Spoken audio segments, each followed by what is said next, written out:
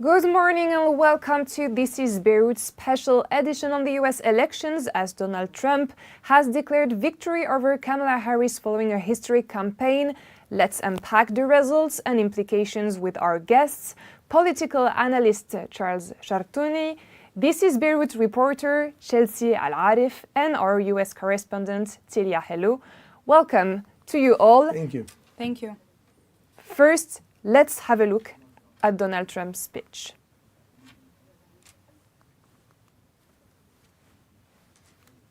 Our country heal. We're going to help our country heal. We have a country that needs help, and it needs help very badly. We're going to fix our borders. We're going to fix everything about our country. And we made history for a reason tonight, and the reason is going to be just that.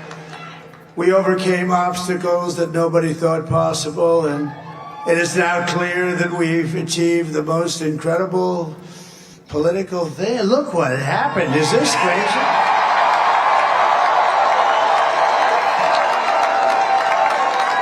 But it's a political victory that our country has never seen before, nothing like this. I want to thank the American people for the extraordinary honor of being elected your 47th president and your 45th president. Let's now head to Washington, D.C. for more information. Tylia Helou, you are now in D.C. So the projection predicted a close race. In the end, Trump won. It's a large victory. How can we explain this? Well, Victoria, it's very, very weird what happened because the polls predicted, as you said, that the Democrats were going to win by a landslide, which didn't happen at all. As soon as the voting centers closed and the results started coming out, we noticed that Donald Trump had a few points ahead, well ahead of Kamala Harris. And it is important to note that Trump has won states that he wasn't supposed to win. So basically, he won Iowa, he won Pennsylvania because people thought that Pennsylvania was going to go to Kamala Harris at the beginning of today. So earlier today, they thought that Pennsylvania was going to be Democrat, and it wasn't. And so the whole scheme of things changed in a few hours, and it was a surprise for everyone here. Thank you, Tylia. Can you quickly tell us a bit about the atmosphere there? And I'm going to ask you a third question right away. You've been in the US for a few weeks now. You've met with a lot of Lebanese citizens. Can you just tell us a bit about the main concerns that they had regarding this election? It was very clear to us while Rémi, Amalvy, and I were in Pennsylvania and in Michigan meeting Lebanese Americans there, that there were two main themes that kept recurring while they were talking to us. The first one was the war in Gaza and in Lebanon, and the second was the economy.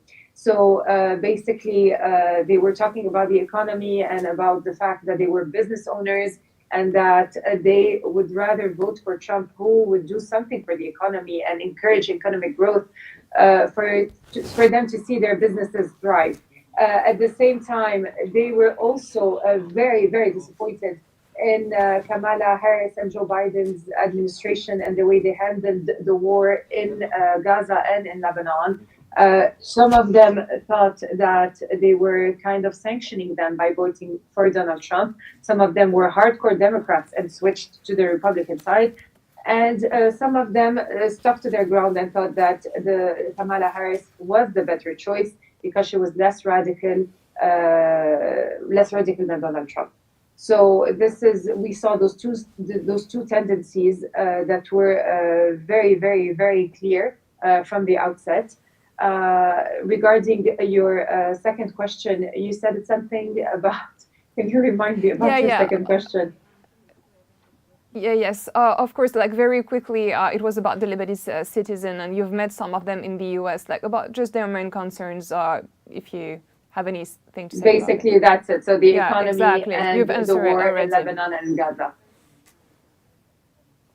Thank you so much, Tylia. Get some well-deserved rest. It's around 4 a.m. in Washington. Thank you so much. We're back here in the studio with my two guests. So Tylia just talked about the war in the Middle East, Chartouni. Many viewers are wondering how the future U.S. administration might impact the Middle East. What's your view on that regarding Trump's victory? My take on this issue is the following. I mean, now that Donald Trump is the virtual president of the United States, we're waiting, for the meeting of the 17th of December in order to sanction, the election, of the popular vote. Now we have to start considering the issues that he's going to be dealing with. And obviously we are in a situation of war. And this situation of war is central, to the U.S. policy at this point of time. Inevitably, it's going to impinge, on the political agenda of the new administration. We cannot skip it because it is central. You're not talking about a country who is undergoing, a crisis in a peacetime. You are at a juncture whereby if this is going to continue, this is going to compromise the future of peace in the region, and therefore the administration is compelled to move on with these issues. And therefore, we have to join, the administration on the very basis of our situation. And especially, he has expressed himself concern, about the situation of Lebanon. He has taken some principled commitments, and therefore, it's up to us Lebanese to follow up with the new administration, especially that this new administration has expressed its interest on whatever is happening in Lebanon. And regarding this new administration, so we just heard that Netanyahu himself congratulated Trump for his victory. Macron as well. Netanyahu said that he congratulated history's greatest comeback. What's your view on that? It seems like it's very Trump's victory is really accurate. Obviously, I mean. It's no mystery. I mean, the alliance, the political alliance between the two statesmen is obvious. I mean, they are both have been, partnering with each other, etc., etc. So it's natural to find, this kind of early congratulation broadcasted by Netanyahu, especially that Netanyahu is at this very point of time experiencing some travails within his own country. And therefore, he needs, the moral support and the political support, and obviously the continuation of the military support, which has started with the Biden administration. And therefore, he has moved onto a ground that is more secure insofar as his political and strategic choices, in the immediate future. And that's normal. I mean, there is nothing unusual about it. Unfortunately, we as Lebanese, we have no statehood so far. We have nothing that could plead for what I call a united political stand among Lebanese, and therefore we are missing this opportunity. But I leave it unto another political actor insofar as we Lebanese are concerned. It's the diaspora, who is very active in the United States. True. I mean, the diaspora is very active in the United States, and let's not forget that the Lebanese diaspora was very vocal, in its support for Trump. So do you think the diaspora could have, a Lebanese diaspora in the US could have an actual impact on Trump's politics regarding Middle East? There is no doubt. There is no doubt, because I'm very knowledgeable about the politics of the Lebanese community in the United States, and they have been rallying Trump from quite a time, and therefore they are going to be very active in this regard. So it's going to stimulate the community, etc., etc.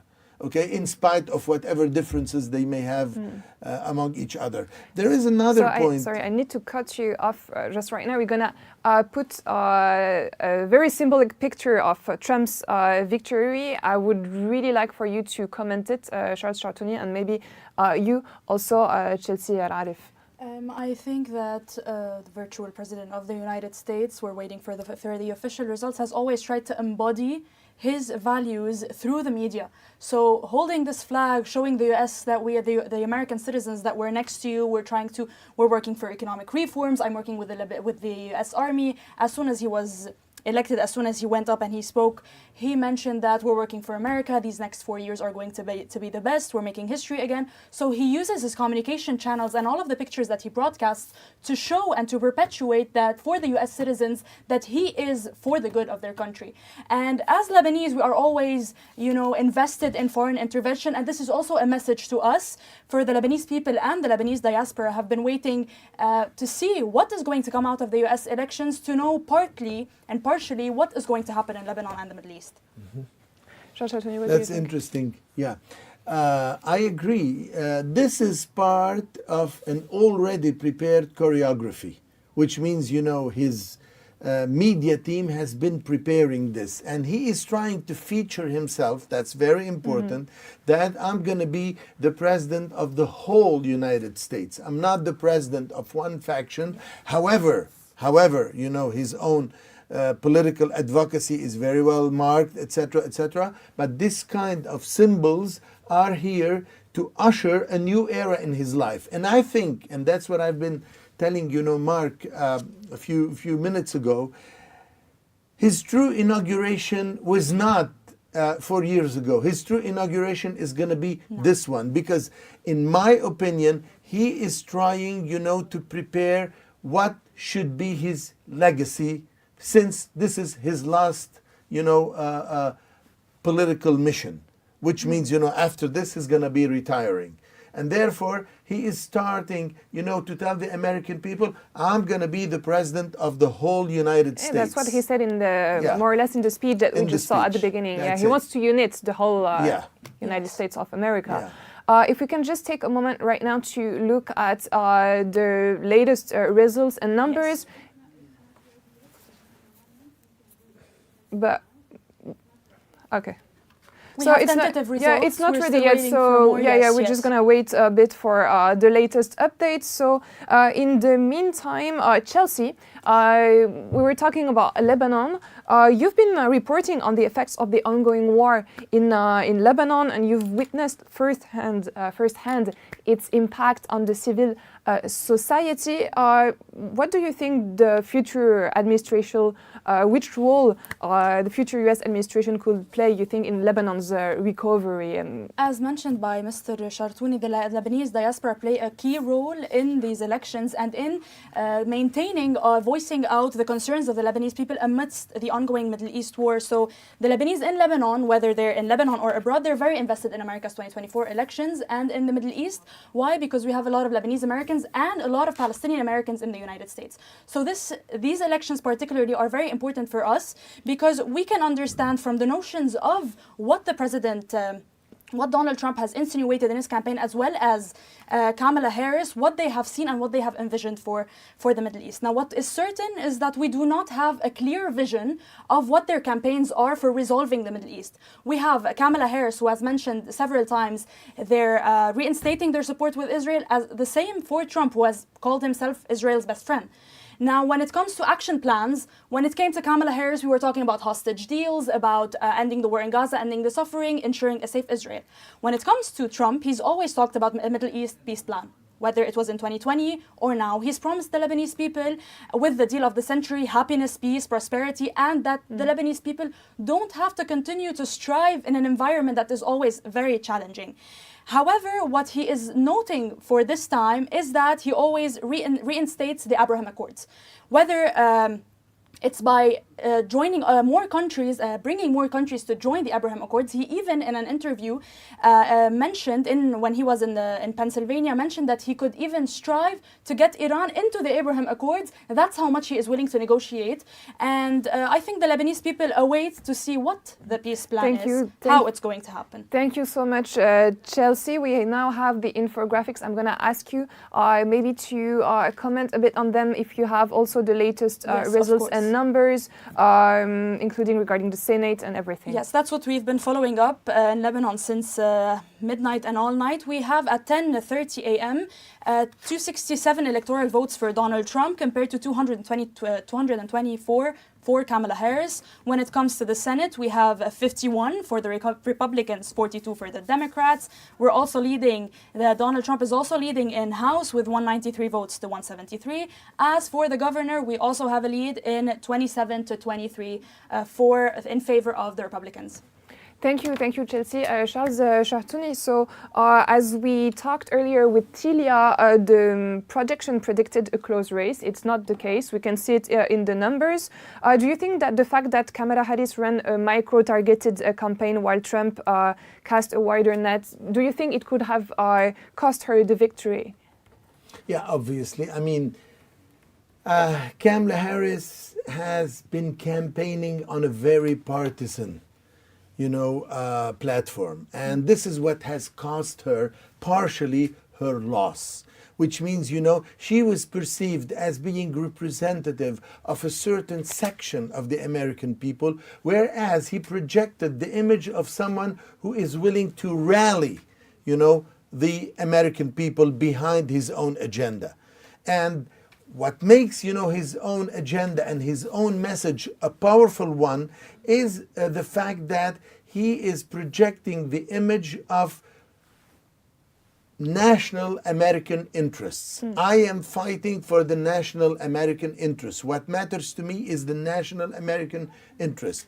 And this, reminds me of the Nobel laureate in economics. I just forgot his name. He said something. From now on, we need to take care of those who are ours, which means we have been, taking care of problems throughout the world, and we have been neglecting, the problems that are close to us, in our backyard. And therefore, we have to take over the tasks that are mandated by the American people. However, he voted for Kamala Harris. What does it mean? It means that the themes that have been proposed by Trump were recapitulated by the Democrats. I mean, she had to change, her own script and adopt whatever, themes he has been projecting throughout his campaign in order just to, pursue her campaign. Otherwise, if she would have kept, let's say, her very partisan campaign, she would have lost the appeal of the public at large. But unfortunately for her, she didn't appeal, to the larger community. She was on a very, I would say it, partisan platform. Do you think that also their communication strategy must have played a huge role? I mean, Trump is known... has played a huge role then. Yeah. And we just... NATO Secretary General has just declared that he's looking forward to working with Trump.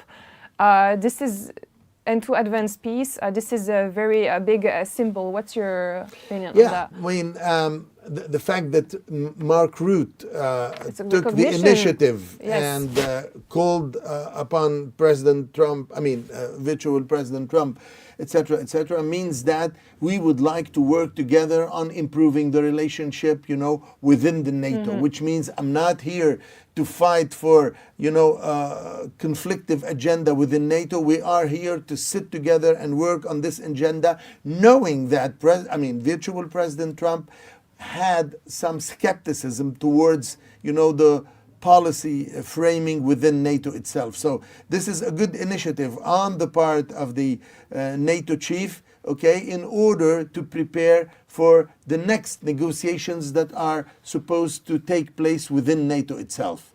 What about if we circle back to the situation in the Middle East? Do you think Trump's election could help reach a deal of any kind or a ceasefire of any kind. On that, because Trump just announced that he said, I'm going to end all wars and not start any. And he has usually come off as the anti-war president. Even he mentioned when it came to the Biden administration, he said, if I were president back then, the war wouldn't even have erupted. So he comes off, and his campaigns come off as an anti-war president trying to settle all the wars, even mentioning that during his term he didn't launch any wars, he tried to remove troops. So I think this is why it's hopeful for the Lebanese people and why the campaign has taken this way. And I'd like to comment on what Mr. Chartouni said about the different themes of the campaigns, and that with this election we got to know what the Americans actually care about. Do they care about what Kamala Harris has talked about it for this partisan specific group of people, or do they care about the entire well-being and the reforms of their country? Yeah, I agree. You agree? Yeah, I agree with what she's saying. I fully agree with it. You know, this is what made him win. This is what made him win.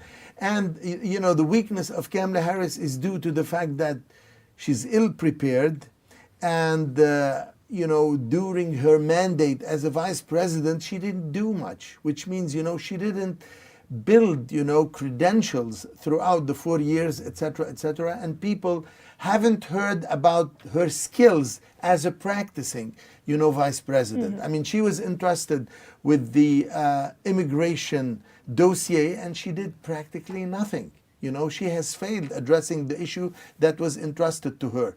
And therefore, that's on the one hand. On the other hand, if you listen to her, her political vision, her global political vision is weak. You know, she didn't project the image of someone who is in command of whatever problems are faced by the United States in the immediate future. She has been recapitulating whatever has been stated by the Biden administration, but we didn't see what makes, you know, her candidacy specific, okay, so that she can feature herself as, you know, an independent political actor, etc., etc. So we're almost at the end of this debate, but I have one last question. We haven't talked about Iran and a potential deal on nuclear. Do you think that Trump's election could lead to a step closer to that? There is a very big question mark in this regard. There is an undergoing war. Therefore, Iran has one of two choices. Either it should back off its nuclear striving, and therefore we can prevent, you know, the war from escalating and reaching a new height, etc.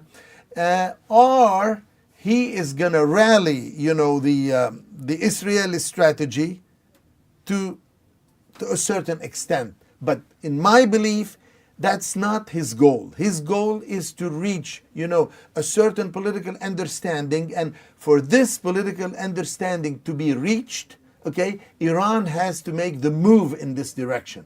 If Iran doesn't make the move in this direction, that is going to be problematic, and therefore he is going to be entangled somewhat in the military and political development that have, you know, ensued throughout the last, you know, year of conflicts in the Middle East. Thank you so much, Chartouni. Thank you. Before ending, let's have a final look at the infographic. Chelsea, if you could just give us a word about the latest polling results that are currently on the screen. So far, we are still technically at the same numbers, but for the House we have 194 instead of 193 representatives from the Republicans, 175 for the Democrats. For governors, we're still at 27-23.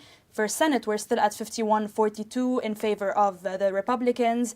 And for the president, for the next president of the United States, we still have Trump with 267 electoral votes compared to Kamala Harris with 224 votes. So even if we don't have the official results yet, can we say that he's elected president? Yes, this goes back to the electoral process. The Americans have chosen and have voted for their preferred candidates. Now their electors on the 17th of December with the December meeting have to head to the respective capitals to be able to vote for the president. We do have, usually these are the results that come up. We do have a case of faithless electors where electors do not end up voting for who they said they would, but this is usually a rare occasion, and We're going to find out, and on January 20th, Inauguration Day, we'll have the new president taking office. Which will make Donald Trump the 47th President of the United States of America. Thank you so much for watching. Thank you, Charles Chartouni. Thank you, Chelsea Al Arif, for being with us here on This is Beirut. You can follow the final results on TIB. Stay connected on all of our platforms. And see you soon. Thank you. Thank you.